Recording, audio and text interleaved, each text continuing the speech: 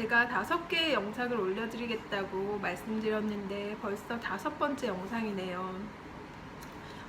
오늘은 그 학습 스키마라고 할 수 있는 언어 체계를 공고히 하기 위해서 일상생활에서 어떤 연습들을 하고 어떤 학습을 하는 게 좋은 효과적인지 그 내용을 좀 더 구체적으로 알려드릴 텐데요. 크게 3가지 비법을 알려드릴게요. 그 전에 아이들마다 언어 지능이 다소 차이가 있어요. 그래서 어떤 아이는 혼자 뭐 한글을 떼고 영어도 한글 혼자 뗄 정도로 언어 지능이 높은 아이가 있고, 또 어떤 아이들은 한글 떼는 것조차도 힘들었던 아이가 있어요. 언어 지능이 높은 아이는 조금만 노력해도 스스로 언어 체계를 공고히 할 수 있죠. 반면에 언어 지능이 낮은 아이들은 그런 언어 공부를 하는 것도 힘들어 할 뿐만 아니라 좀 그 아이한테 좀 더 맞추어서 신경 써서 언어 학습을 해주어야 해요. 제가 알려드리는 이 3가지 방법은 모두 언어 지능이 낮아도 일상적으로 그 아이가 언어를 즐기면서 언어 체계를 만드는 데 도움이 되는 것들이니까요. 제가 알려드리는 방법들을 일상 속에서 아이와 해보며 많은 도움을 받을 수 있을 거예요. 그러면 우선 첫 번째 비법을 알려드릴게요.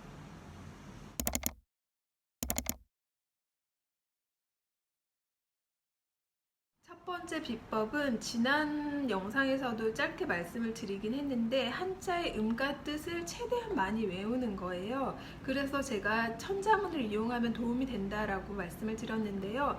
아이와 함께 천자문 외우기를 한번 해보세요. 그래서 그거를 아이와 녹음을 해서 그걸 틀어놓고 듣는다거나, 아니면 천자문 많이 맞추기 그런 게임이라던가 그런 놀이를 통해서 한자의 음과 뜻을 최대한 많이 외울 수 있게 도와주면 아이가 나중에 한자 공부를 할 때도 도움이 물론 되겠지만, 한자어를 만났을 때 그 한자어를 해석하고 이해하는 능력에 도움이 될 거예요.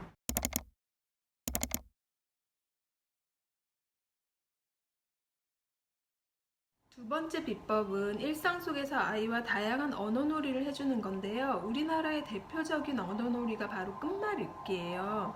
제가 이건 제 책에도 쓴 내용이긴 한데, 저는 끝말잇기를 할 때 끝나지 않는 끝말잇기라고 해서 하루에 끝나는 게 아니라 한 달, 길게는 1년 동안 끝나지 않고 계속 끝말잇기를 해요. 그럼 아이가 좀 더 다양한 어휘들을 생각할 수 있을 테니까 그런 방법을 사용하고요.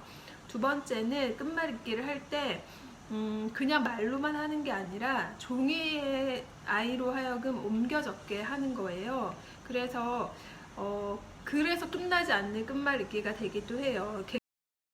노트 한 권을 만들어서 끝말잇기 에 사용하는 낱말들을 계속 아이로 하여금 적게 하는 거예요.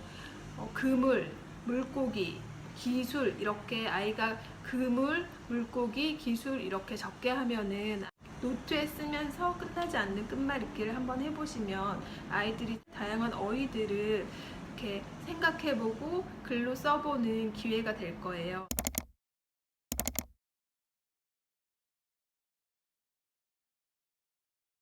그리고 3번째가, 이게 가장 중요하긴 한데요.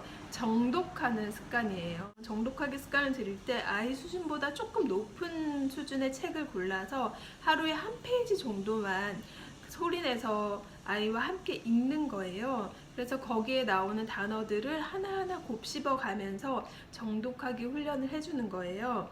가장 좋은 책으로는 초등학교 저학년 때 제가 추천드리는 책이 바로 이 생명의 역사라는 책이에요. 이 책이 좋은 이유는, 이 책은 이제 인류의 역사를 담는 거예요. 아니, 인류의 역사가 아니라 거의 지구의 역사를 다루고 있어요. 그래서 긴 어떤 지구가 태어나서 지금까지 어떻게 흘러왔는지 그 흐름을 이해할 수도 있고, 그리고 이 책에는 조금 어려운 수준의 그런 한자어들이 많이 있어요. 예를 들어서 두 종류 이런 단어가 있는데요. 두 종류는 머리 두자에 다리 족자를 사용해서 머리에 다리가 있는 그런 동물을 의미하는 거거든요. 머리에 다리가 있는 동물은 뭘까요? 머리에 다리가 있는 동물은 오징어나 문어 이런 거죠.